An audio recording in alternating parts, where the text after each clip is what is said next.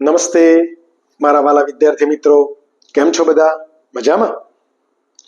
આપણે આપણા જવાહર નવોદય વિદ્યાલય પ્રવેશ પરીક્ષા પૂર્વ તૈયારી વર્ગ અને કોમન એન્ટ્રન્સ ટેસ્ટ એટલે કે સીઈટી સેટ પૂર્વ તૈયારી વર્ગની અંદર આપ સૌનું હાર્દિક સ્વાગત કરું છું. આપણે ધોરણ 5ના ગણિત વિભાગ જે કોમન એન્ટ્રન્સ ટેસ્ટમાં આવે છે, 25% વેઇટેજ ધરાવે છે, 30 પ્રશ્નો 30 ગુણ, 120 માંથી 30 પ્રશ્નો 30 ગુણ. ઓકે, તો એ 30 ગુણમાં જે આપણા પાઠ્યક્રમ આધારિત પ્રશ્નો પૂછાય છે એનો આપણે પ્રકરણ 2 આકાર અને ખૂણાનો ભાગ 1માં આકાર અને ખૂણા વિશેની જે પ્રાથમિક માહિતી હતી એની સમજ મેળવી લીધી, જેથી કરી તમને હવેથી ક્લિયર સમજણ પડે. આજે આપણે એની અંદર વ્યવહારિક દાખલા સ્વરૂપે જે પરીક્ષામાં પૂછાય છે એ કેવા પૂછાશે એના વિશેનો અભ્યાસ કરીશું. આ પહેલા ફરી એકવાર જેને ભાગ 1 ન જોયો હોય એ જોઈ લેજો, એટલે ભાગ 2 ની અંદર ક્લિયર સમજણ પડી જાય. અને તમે સૌ રેડી હશો તમારા પાઠ્યપુસ્તક સાથે, નોટબુક સાથે, પેન સાથે. આ તમામ વર્કની નોંધ કરજો, મને વોટ્સએપ મારફતે મોકલશો મારા નંબર ઉપર, તો પણ ઘણા બધા બાળકોના વોટ્સએપ આવે છે. બહુ જ ગમે છે કે તમે આવી સરસ મજાની તૈયારી કરો છો. આશા રાખું છું કે આપ આવી મજાની તૈયારી કરતા રહો અને સરસ મજાની સફળતા મેળવો અને તમારું, તમારી શાળાનું, તમારા મમ્મી પપ્પાનું અને આપણા વર્ગનું નામ રોશન કરો. ઓકે, તો આજની આપણે શરૂઆત કરીએ. પ્રકરણ 2 આકાર અને ખૂણા, એની અંદર પ્રશ્ન નંબર 1 થી અહીં લખેલું છે કે કાટકોણ ખૂણાનો ત્રીજો ભાગ કેટલો થાય. આપણે ભાગ 1 માં ભણી ચૂક્યા કે કાટકોણ, કાટકોણ એટલે શું? તો જે ખૂણો એંગલ પ્રોપર એંગલમાં હોય એટલે કે 90 અંશનો હોય એને કાટકોણ કહેવામાં આવે છે. હવે આ કાટકોણનો ત્રીજો ભાગ, તો ત્રીજો ભાગ એટલે બેટા 1/3 એટલે કે 3 ભાગ. આ 90 ના 3 ભાગ કરવાના. આ 90 ના કેટલા ભાગ કરવાના? 3 ભાગ. તો એના 3 ભાગ કરીએ તો શું જવાબ આવશે? આપણે જાણીએ છીએ કે 30 જવાબ આવશે, 30 અંશ. એ જ રીતે અહીં પણ તમને બતાવી દઉં, જ્યારે આવી રીતે એના 3 ભાગ કરો તો 30 અંશ, 30 અંશ, 30 અંશ. આપણે ઘડિયાળની અંદર પણ 12 અને 3 આ બેના વચ્ચે દરેક આંકડો 1-2 વાગ્યાનો આ દરેક કલાક વચ્ચે 30 અંશનો ખૂણો હોય છે, જે અગાઉ ભાગ 1 ની અંદર આપણે સમજ્યા. તેમ છતાં અહીંયા પ્રેક્ટિકલ કરીને આપણે સમજીશું. તો અહીંયા 90 અંશનો ત્રીજો ભાગ એટલે કે 30 અંશ. તો 30 અંશ જવાબ ક્યાં મળે છે? વિકલ્પ એ ની અંદર મળી જાય છે. ઓકે, પ્રશ્ન નંબર 2, નીચેનામાંથી કયા સમયે ઘડિયાળના કલાક કાંટા અને મિનિટ કાંટા વચ્ચે કાટકોણ કરતો મોટો ખૂણો, બરાબર સમજો, કાટકોણ કરતો મોટો ખૂણો બને છે એટલે કે ગુરુકોણ.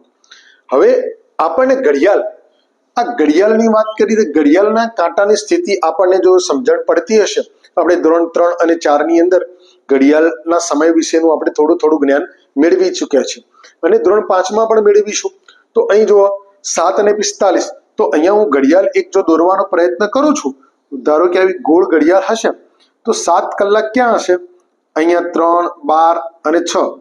તો અહીં 9, 8, 7 અને અહીંયા 6, તો 7 કલાક અને 45 મિનિટ. એટલે આ રીતના એની સ્થિતિ હશે, આ રીતના એની સ્થિતિ હશે. તો શું આ કાટકોણ કરતા મોટો બને છે? ના, તો કેન્સલ. 6:25, 6:25 માટે પણ ઘડિયાળનો આપણે ઉપયોગ કરીએ. અહીંયા 12 વાગેલા હશે, અહીંયા 6 વાગ્યા હશે, અહીંયા 9, અહીંયા 3 અને 25 મિનિટ એટલે કે 4 વાગ્યાની, 5 વાગ્યાની. અહીંયા 20 મિનિટમાં ગણીએ તો આ 15 મિનિટ, 20 મિનિટ અને 25 મિનિટ. 6 કલાક અને 25 મિનિટ, અહીંયા 7 અને 8. તો આ બંને વચ્ચે આવા કાંટાની આવી સ્થિતિ હશે જો ગણીએ તો. શું આ ખૂણો પણ કાટકોણ કરતા મોટો બને છે? ના, તો આ પણ બી પણ વિભાગ કેન્સલ. એ જ રીતે હવે આપણે વિકલ્પ સી ની અંદર સમજીએ. વિકલ્પ સી ની અંદર 3:45 છે. તો આપણે જ્યારે આવી ઘડિયાળ દોરતા શીખી ગયા હશું ત્યારે આપણે સરળતાથી એનો જવાબ મેળવી શકીશું. ઉપર 12, અહીંયા 3, અહીં 9 અને અહીંયા 6. દરેક 12 થી 3 ની અંદર 15 મિનિટ 15 મિનિટ 15 મિનિટ અને 15 મિનિટ એટલે કે 60 મિનિટ થાય. 4 વખત 15, 4, 5, 7 અને 8 આ રીતના આંકડા હશે. એમાં કલાક કાંટો 3 અને 45 એટલે કે મોટો મિનિટ કાંટો 45 ઉપર એટલે કે અહીં અને નાનો કાંટો અહીં. તો આવી સ્થિતિ હશે કલાક કાંટા અને મિનિટ કાંટા, તો આ જે ખૂણો બનતો હશે એ કાટકોણ કરતા મોટો બને છે, જે આપણે જોઈ શકીએ છીએ. તો આપણો વિકલ્પ સી સાચો જવાબ મળી જાય છે. તેમ છતાં આપણે વિકલ્પ નંબર 4 નું પણ માહિતી મેળવીએ. અહીં પણ જો ઘડિયાળનો નમૂનો દોરીએ તો અહીં ઉપર 12, અહીં 3, અહીં 9, અહીં 6, 4, 5 અને અહીં 15 મિનિટ કે 4 કલાક અને 15 મિનિટ. તો કલાક કાંટો અને મિનિટ કાંટો, કલાક કાંટો 4 ઉપર હશે અને 15 મિનિટ એટલે કે મિનિટ કાંટો 3 ઉપર હશે. તો આ બંને વચ્ચે બનતો ખૂણો એ કાટકોણ કરતા મોટો બનતો નથી, માટે આ વિકલ્પ પણ કેન્સલ. તો આ રીતે બેટા ખૂણાની માહિતી આપણે મેળવી શકીએ છીએ. આશા રાખું છું કે આ બંને પ્રશ્નોની અંદર એના સોલ્યુશનની અંદર આપ સૌને સમજ પડી ગઈ હશે. ઓકે, સરસ મજાના પ્રશ્નો સાથે આગળ વધીએ. પ્રશ્ન નંબર 3. અહીં તમે જોઈ શકો છો એચ અને આઈ એટલે કે એબીસીડી ના અક્ષરો આપેલા છે. અગાઉ આપણે વાત કરેલી કે દરેક મૂળાક્ષર પણ એક આકાર છે, એ જ રીતે એબીસીડી ના તમામ અક્ષરો પણ એક આકારો છે. તો અહીં કહે છે કે એચ આઈ એટલે કે હાઈ શબ્દમાં કુલ કેટલા ખૂણા છે. ખૂણાની વાત કરી છે. ખૂણા એટલે જ્યારે બે રેખાખંડ કે બે કિરણ જ્યારે મળે છે ત્યારે જે જગ્યાએ મળે છે એ જગ્યાને ખૂણો કહેવાય છે. તો અહીં કેટલા ખૂણા છે એ આપણે જોઈશું. તો જો અહીં આ બંને રેખાખંડ મળે છે તો આ 1, આ 2, એ રીતે નીચે આ 3, એની નીચે 4. ઓકે, અહીંયા 4 ખૂણા છે. એ જ રીતે આઈમાં જોઈએ તો આ 1, સામે 2, નીચે 3 અને બાજુમાં 4. તો અહીં પણ 4. તો આ 4 અને 4 કુલ કેટલા ખૂણા થયા બેટા? 8 ખૂણા. તો 8 ખૂણા જવાબ આપણને ક્યાં મળે છે? વિકલ્પ બી ની અંદર મળી જાય છે. ઓકે, નેક્સ્ટ પ્રશ્ન નંબર 4. સૌથી વધુ ખૂણા કઈ આકૃતિમાં છે? જોજો બરાબર, અહીંયા વધુ ખૂણા પૂછ્યા છે. આકૃતિ આ 4 આપેલી છે, એ બી સી અને ડી. આ જ પ્રશ્ન નીચે છે પ્રશ્ન નંબર 5 માં સૌથી ઓછા ખૂણા. અહીંયા આવશે સૌથી ઓછા ખૂણા. સૌથી ઓછા ખૂણા કઈ આકૃતિમાં છે? જો સૌથી ઓછા ખૂણા હોય તો પણ આ જ આકૃતિઓ પૈકીનો આપણે જવાબ મેળવીશું. તો સૌથી પહેલા પ્રશ્ન નંબર 4 માં જોઈએ વધુ ખૂણા જોઈએ. વધુ ખૂણાની વાત કરીએ તો અહીંયા ખૂણા કેટલા એને આપણે સંખ્યા લખીએ. જોઈએ કે આ 1, 2, 3 અને આનો પણ આ એક ખૂણો જ છે. બરાબર, આ પણ એક ખૂણો. 4 ખૂણા આપણે અહીંયા ગણીએ. 4 ખૂણા ગણીએ. બાકી આમાં પણ 3 ખૂણા છે, પણ અહીં પણ એક મોટો ખૂણો બને છે, એને વિપરીત કોણ કહે છે. એ જ રીતે અહીં જોઈએ તો 1, 2, 3, 4 અને 5. આમાં 5 ખૂણા બને છે. અહીં આગળ 1, 2, 3 અને 4. અહીંયા 4 બને છે.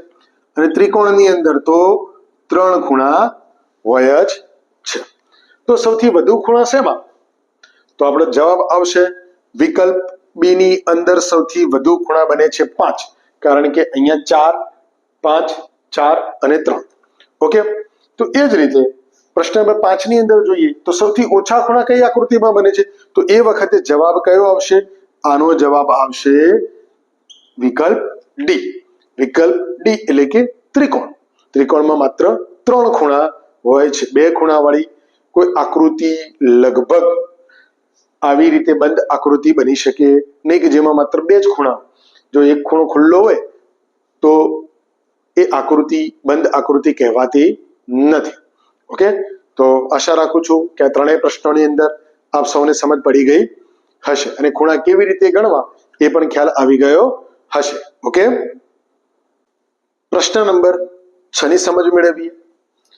નીચેનામાંથી કયા મૂળાક્ષરમાં ખૂણો રચાતો નથી? આકાર અને ખૂણાની અંદર ખૂણા અને આકારની જ વાત છે, તો અહીંયા ખૂણો રચાતો નથી. જેની અંદર બે રેખાખંડ કે બે કિરણો દ્વારા ખૂણાની રચના ન થતી હોય એવો કયો મૂળાક્ષર? તો અહીંયા ઝેડ તમે જોઈ શકો છો, આની અંદર ખૂણાની રચના થાય છે. આ કેમાં પણ ખૂણાની રચના થાય છે. ઓની અંદર થાય છે? ના. એની અંદર પણ તમે જોઈ શકો છો કે ખૂણાઓની રચના થાય છે. તો કયામાં નથી થતો? તો માત્ર સી ની અંદર ખૂણા રચાતા નથી. કેમ? કારણ કે વળાંકવાળી કર્વ લાઈન છે, વક્ર લાઈન છે અને ગોળ એકબીજાને એક બિંદુથી બીજા બિંદુએ અડી જાય છે, બંધ આકૃતિ વર્તુળાકાર બની જાય છે. ઓકે, આગળ જોઈએ. પ્રશ્ન નંબર 7.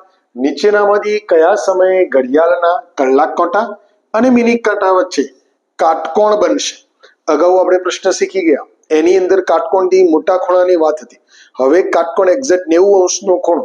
તો બેટા અહીંયા મેં કેટલા ઘડિયાળના મોડેલ દોરેલા જ છે, તો આપણે દરેક સમયને એપ્લાય કરીશું. એની અંદર અહીંયા ઘડિયાળ દોરતા પણ આપણે શીખીશું, એની અંદર સમય લખતા પણ શીખીશું, એટલે આપણને વધુ પ્રેક્ટિસ અને ચોક્કસ સચોટ માહિતી મળી જાય. તો સૌથી પહેલા ત્રણ ક્યારે વાગે?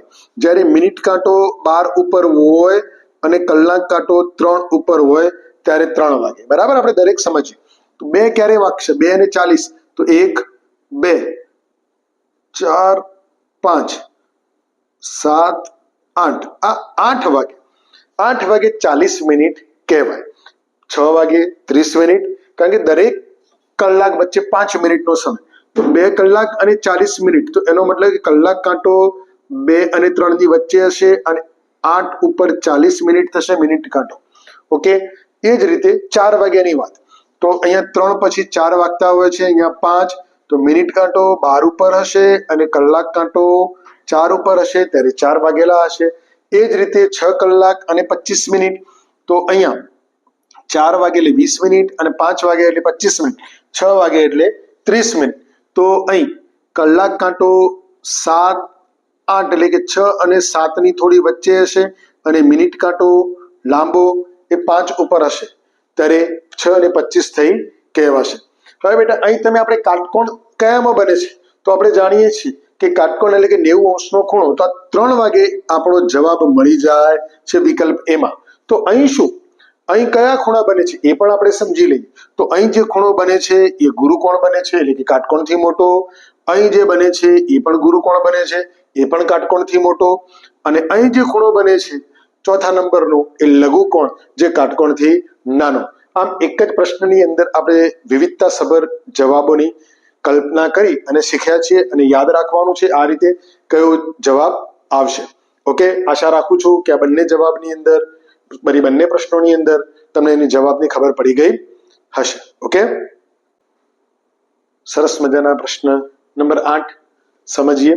અગાઉ આપણે સમજ્યા ઘડિયાળના આધારે એવો જ પ્રશ્ન.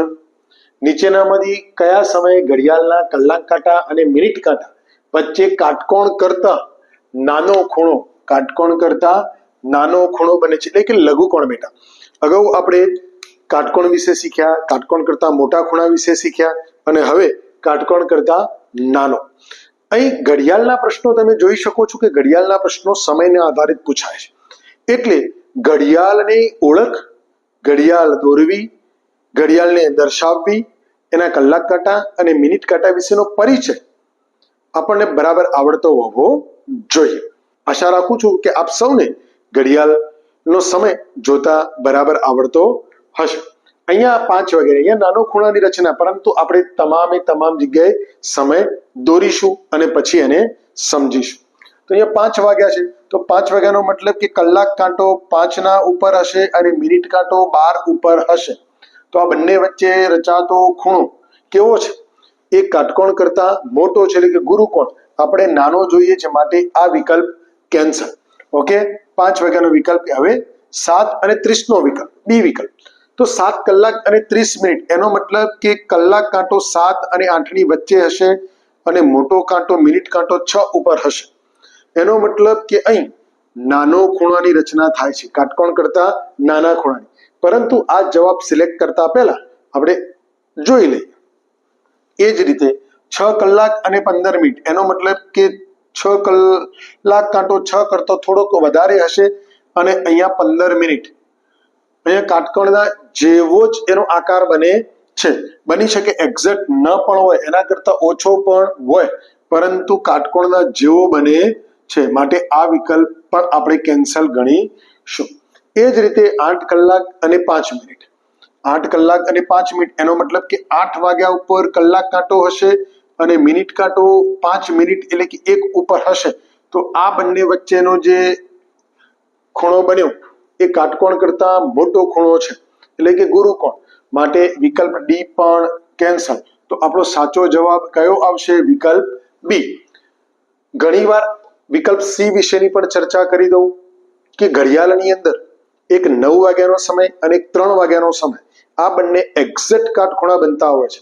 એ સિવાય કાટખૂણા બનવા માટેનો ચોક્કસ કોઈ સમય હોતો નથી. એ અંશ બહુ ડીપલી પ્રશ્ન છે, જે આપણી હાલ ધોરણ 5ની કક્ષા કરતા બહારનો છે, એટલે એ સમજવાની જરૂરિયાત નથી. ખાલી એટલું સમજો કે કાટકોણ કરતા નાનો ખૂણો 7 અને 30 મિનિટ માટેનો થશે, 6 અને 15 નો થશે નહીં, કારણ કે કાટકોણ એટલે માત્ર ને માત્ર બે ખૂણાની એવી સ્થિતિ કે જેની વચ્ચે 90 અંશનો ખૂણો બને છે. અહીં આપણે દેખીતી રીતે જોઈએ તો કાટકોણ જેવો દેખાય છે, માટે આપણે એને ગણતા નથી. નેક્સ્ટ પ્રશ્ન નંબર 9. કાટકોણ ખૂણાનું માપ કેટલું હોય છે? બહુ સરસ પ્રશ્ન. 90 અંશ કરતા ઓછું? તો ના. 90 અંશથી વધારે? ના. 90 અંશ તો હા, 90 અંશ જ માપ હોય છે. 65 અંશ એટલે કે 90 અંશ કરતા ઓછું એટલે કે લઘુકોણ બની જાય છે. પ્રશ્ન નંબર 10 સમજીએ. નીચે આપેલા ખૂણાઓ પૈકી સૌથી નાના માપનો ખૂણો કયા વિકલ્પમાં દર્શાવવામાં આવેલો છે? એ આપણે જોવાનું. નાના માપનો ખૂણો, તો સૌથી નાનો માપ અહીંયા જોઈ કે એરો દેખાય છે તમને બેટા. અહીંયા કાટકોણ છે, અહીંયા ગુરુકોણ છે, અને અહીંયા કયો કોણ છે? 180 અંશનો સરળ કોણ, જે આ બાજુથી આ બાજુ એરો તમને બતાવે છે. તો લઘુકોણ કયો છે? તો વિકલ્પ એ આપણો લઘુકોણ છે, જે આપણો સાચો જવાબ બની જાય છે. સૌથી નાના માપનો ખૂણો. આ કયો ખૂણો બનશે? કાટકોણ. આ કયો ખૂણો બનશે? તો ગુરુકોણ. અને આ સરળ કોણ બનશે. ઓકે, તો આ રીતે ચારે ચાર કોણમાંથી આપણો સાચો જવાબ આપણે મેળવી શકીએ છીએ, પણ ક્યારે? જ્યારે બધા કોણનો આપણને પરિચય હશે ત્યારે. ઓકે, તો બેટા આશા રાખું છું કે આજના આ 10 પ્રશ્નોની અંદર આપ સૌને ખૂણાની સારી સમજ પડી ગઈ હશે. ખોટો જવાબ કટ કરવો અને સાચો જવાબ મેળવવો.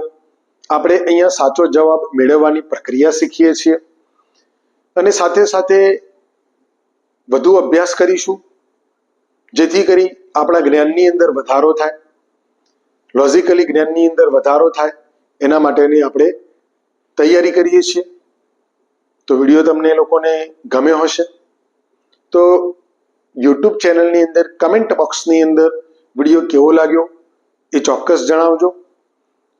વિડીયોને લાઈક કરજો, એટલે કે થંબ આપજો.